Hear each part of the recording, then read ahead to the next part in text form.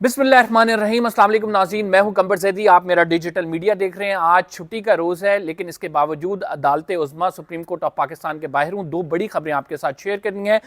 इस supreme court के दो जजेस ने अपनी राय दी है। एक जज ने अपना हाल दिल बयान किया है तलबा के सामने।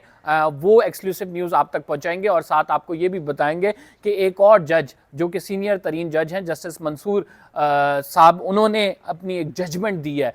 और इन दोनों जजेस के जो राय है, जो फैसला है, एक ने तो राय दी है, पब्लिक स्पीकिंग की है, एक ने फैसला दिया है, वो हमें चीफ जस्टिस काजी फाइज ईसा के खिलाफ जाते हुए नजर आते हैं। क्या बातें की गई हैं, क्या राय दी गई है, क्या फैसले में क्या कुछ लिखा है, वो भी आपको बताएंगे और साथ आपको एक और खबर देंगे। वो EMS जो कि इलेक्शन मैनेजमेंट सिस्टम है, इलेक्शन से कबल 3 रोज़ बाद इलेक्शन है, लेकिन इससे कबल शिकायत मौसूल होना शुरू हो गई हैं। हमारे पास एक असिस्टेंट कमिश्नर का लेटर है, जिन्होंने जो इलेक्शन का आप ये कह सकते हैं कि मैनेजमेंट सिस्टम है जो IT ने बनाया, EMU ने बनाया, उस पर सवालात खड़े कर दिए असिस्टेंट कमिश्नर की जानिब से। वो क्या है वो भी आपको इस व्लॉग में बताएंगे। अगर आपने चैनल को सब्सक्राइब नहीं किया तो सब्सक्राइब ज़रूर कर लें।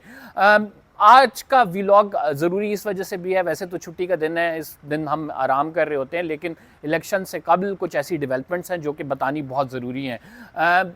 सुप्रीम कोर्ट के एक जज जस्टिस अतहर मिन्ला इस टाइम लंदन में मौजूद हैं। इकनॉमिक स्कूल है, उन्होंने उनको मदऊ किया है और उनको जो है फ्यूचर ऑफ पाकिस्तान का एक नाम, इस नाम से प्रोजेक्ट था, इसके हवाले से कॉन्फ्रेंस थी, उसमें मदऊ किया गया है। जो जस्टिस अतहर मिनल्ला हैं वो उनकी दावत पे वहाँ गए हैं। वहाँ पे guest speaker justice Athar Minallah थे, इसके साथ दीगर सहाफ़ी भी थे जिनमें रज़ा रूमी शामिल हैं। जस्टिस अतहर मिनल्ला ने तलबा के सवालात लिए हैं, इनके जवाबात दिए और अपना हाल दिल खोल कर बयान किया है। जस्टिस अतहर मिनल्ला से काफ़ी सख्त सवालात भी हुए हैं। जस्टिस अतहर मिनल्ला से इमरान खान से मुतल्लिक सवाल हुआ है। एक नौजवान खड़ा हुआ बड़े जज्बाती अंदाज में, उसने कहा कि आप लोग जो कुछ कर रहे हैं क्या वो ऑनेस्टी के साथ करें? पाकिस्तान में जो कुछ हो रहा है क्या इमरान खान साहब को फेयर ट्रायल का मौका दिया गया? क्या उनके साथ जो कुछ चीज़ें हो रही हैं, जिस तरह से अदालतें फैसले कर रही हैं, आप ये समझते हैं कि ये एक ईमानदार जज कर सकता है? और उसके साथ ये भी कहा गया है कि जितने इकदाम हो रहे हैं क्या इसके पीछे मिलिट्री इस्टेब्लिशमेंट नहीं है? कौन है इसके पीछे?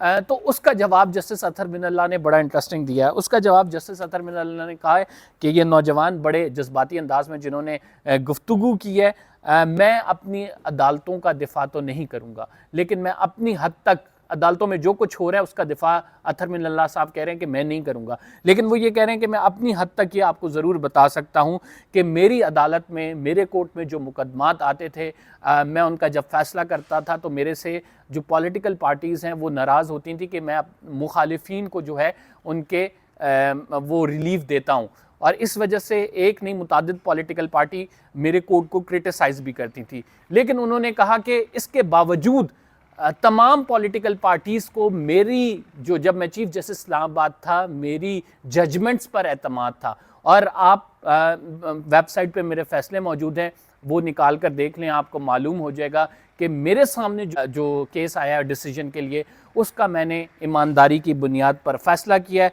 फिर उन्होंने कहा कि पाकिस्तान के हवाले से, पाकिस्तान में जो कुछ हो रहा है, जिस तरह से हम देख रहे हैं कि आइन और कानून का मजाक उड़ाया जा रहा है, अदालतों की बेवकूफ़ी हमें नज़र आ रही है, तो इस हवाले से उन्होंने कहा कि मैं इस चीज़ का दिफा नहीं करूँगा, अदालत का एहतराम करना चाहिए। लेकिन आप देखें हमारे मुल्क की तारीख क्या है। उन्होंने कहा कि जुल्फ़िकार अली भुट्टो को भी इसी तरह से निकाला गया, और हम आधा पाकिस्तान गंवा चुके हैं सिर्फ इस वजह से कि हमने आवाज़ों को दबाया। जस्टिस अतहर मिनल्ला की जानिब से ये बड़ी बात की गई है, और साथ ही उन्होंने कहा है कि ये जब इमरान खान साहब की अपीलें या जो दीगर अपीलें हैं जब मेरे कोर्ट में आएंगी, मेरे सामने केस लगेंगे, अगर मैं इनका फैसला मेरिट पर ना करूं तो आप मुझसे शिकवा कीजिएगा। जस्टिस अतहर मिनल्ला की ये तकरीर और जस्टिस अतहर मिनल्ला का ये हाल दिल बयान करना एक तरफ इशारा कर रहा है, वो एक तरफ इशारा ये कर रहा है कि all is not well. Justice Athar Minallah जो कि सुप्रीम कोर्ट के जज हैं, वो इस तरफ इशारा करते नज़र आ रहे हैं कि अदालतों की जानिब से जो हो रहा है उसको वो डिफेंड नहीं कर रहे हैं। अतहर मिनल्ला इस टाइम इशारा करते नज़र आ रहे हैं कि इमरान खान का केस अगर उनके पास आया तो वो कोशिश करेंगे इसका ईमानदारी पे फैसला करें। और right now justice Athar Minallah का वो नोट मौजूद है जिसमें वो कहते हैं कि डेमोक्रेटिक जो प्रोसेस है, जो आज़ादी इज़हार राय है, इसको हैम्पर किया जा रहा है, इस पर जो है कदगने नहीं लगाई जा रही हैं। जो डेमोक्रेटिक प्रोसेस है इसका एक हिस्सा है इलेक्शन। और उन्होंने इलेक्शंस के हवाले से भी कहा कि इलेक्शंस बराए इलेक्शंस नहीं होने चाहिए, इलेक्शंस जेन्युइन इलेक्शन होने चाहिए। 8 फरवरी के इलेक्शंस होंगे तो उस पर कोई राय दी जा सकती है, लेकिन उन्होंने कहा कि सिर्फ इलेक्शन बराए इलेक्शन ना हो। और इससे कबल हम उनकी ओपन कोर्ट में भी ये डिस्कशन देख चुके हैं, जो जस्टिस अतहर मिनल्ला करते थे कि वो पॉइंट आउट करते थे कि एकदम से कोई कैसे गायब हो जाता है, एकदम से गायब होकर आके वो अपनी राय कैसे बदल देता है। और फिर जस्टिस अतहर मिनल्ला कहते थे कि ये दो जो इस अदालत के सामने दो मुलजिम हैं, उनके साथ तफरीक क्यों की जाती है। और फिर उन्होंने ये भी कहा कि हमारे मुंतखब वज़ीर आज़म आज तक अपनी मुद्दत को पूरा क्यों नहीं कर सके, आखिर ये कौन है। ये तमाम बातें जस्टिस अतहर मिनल्ला की जानिब से ऑब्जर्व भी की जाती थी। तो अब उन्होंने अपना हाल दिल जो स्टूडेंट्स के सामने खोल कर बयान किया है, उसमें ये तमाम चीज़ें की हैं जो कि एक तरफ इशारा करती हैं कि जस्टिस काजी फ़ाइज़ ईसा की कोर्ट में या वो बतौर जब चीफ जस्टिस हैं तो सब कुछ दुरुस्त नहीं चल रहा। इसके साथ इसी की एक इंडोर्समेंट जस्टिस मंसूर अली शाह का फैसला, जो कि जो ताहिर सादिक साहब हैं NA 91 अटक से, उनके हवाले से आया है। और ताहिर सादिक साहब चूंकि प्रोक्लेम्ड ऑफेंडर उनको करार दिया गया था, इश्तिहारी करार दिया गया था, लेकिन उनकी अपील जब सुप्रीम कोर्ट ऑफ पाकिस्तान में आई, उनको यहाँ से रिलीफ मिल गया और अदालत ने उनको इलेक्शन लड़ने की इजाज़त दे दी। तो जो जस्टिस मंसूर का फैसला है वो भी जस्टिस काजी फ़ाइज़ ईसा के हवाले से जो लिए गए इक़दाम हैं, जो उनके फैसले हैं, उनका इख्तलाफ राय है, उनकी मुखालफत करता नजर आ रहा है। किस तरह जस्टिस मंसूर कहते हैं कि इलेक्शन कमीशन के सेक्शन 231 और 232 को अगर हम आर्टिकल 61 और 62 के साथ मिलाकर पढ़ें तो हमें ये मालूम होता है कि जो एक इश्तिहारी शख्स है उसको इलेक्शन लड़ने की मुकम्मल तौर पर आज़ादी है, उसको रोका नहीं जा सकता। और ये जो डेमोक्रेटिक प्रोसेस है, ये किसी भी जमहूरियत में जो इलेक्शन है ये उसका हुस्न है। और इलेक्शन में तमाम लोगों को जो है वो इख्तियार होता है कि वो पब्लिक के सामने जाएं और लोग जो हैं उनको मुंतखब कर सकें। तो जस्टिस मंसूर अली शाह कहते हैं कि ये जो आर्टिकल 61 और 62 है ये हमने एक डिसिप्लिन के लिए रखा हुआ है, मतलब आइन में जो रखा गया है इसकी पीछे लॉजिक ये है कि ये एक डिसिप्लिन के लिए है। ये इस वजह से नहीं है कि आरओ इसको इस्तेमाल करके किसी के कागजात नामजदगी मुस्तरद कर दे, और आरओ को ये इख्तियार नहीं होना चाहिए कि वो इसका गलत इस्तेमाल करे। फिर जस्टिस मंसूर अली शाह अपनी इस जजमेंट में लिखते हैं कि कोई भी ऐसा मटीरियल रिकॉर्ड पर नहीं है जो ये साबित करे कि मेजर ताहिर सादिक जो हैं वो प्रोक्लेम्ड ऑफेंडर हैं।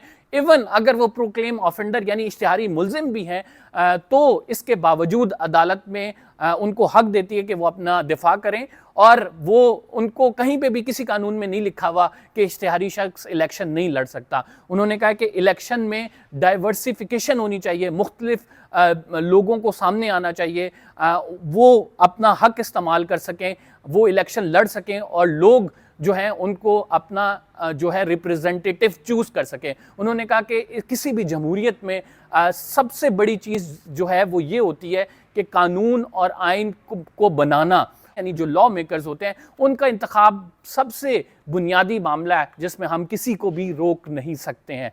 तो ये जस्टिस मंसूर अली शाह का फैसला है जो कि सुनाया गया प्रोक्लेम्ड ऑफेंडर यानी जो ताहिर सादिक की एप्लीकेशन आई थी उनको रिलीफ दिया गया था, और ये बहस चल पड़ी थी कि अब तो अदालत इश्तिहारी मुलजिम को भी इजाज़त दे रही है कि वो इलेक्शन लड़े। उसके हवाले से जस्टिस मंसूर की रीजनिंग आई है, और ये रीजनिंग मैं फिर से आपको कह रहा हूँ कि एक दफ़ा फिर बताती है कि जस्टिस काजी फ़ाइज़ ईसा की अदालत में जो कुछ हो रहा है उसके से इख्तलाफ करती है। और ये रीजनिंग जो है ये 2 जजेस सुप्रीम कोर्ट ऑफ पाकिस्तान के वो अपनी राय में ये कहते हैं कि जो कुछ हो रहा है वो दुरुस्त तरीके से नहीं हो रहा, उसमें बड़ी खामियाँ हैं, जो कुछ हो रहा है उसमें बड़े तज़ादात हैं। इसी वजह से एक ने जजमेंट के थ्रू अपनी राय का इजहार किया, हमने जब कि देखा कि जस्टिस काजी फ़ाइज़ ईसा की कोर्ट में अपोजिट इससे चीज़ें थी। जस्टिस काजी फ़ाइज़ ईसा जब सुन रहे थे तो उन्होंने कहा कि आपने अपने आप को कानून जो है वो अदालत के सामने सरेंडर क्यों नहीं किया, तो हम आपको इजाज़त नहीं दे सकते इलेक्शन लड़ने की।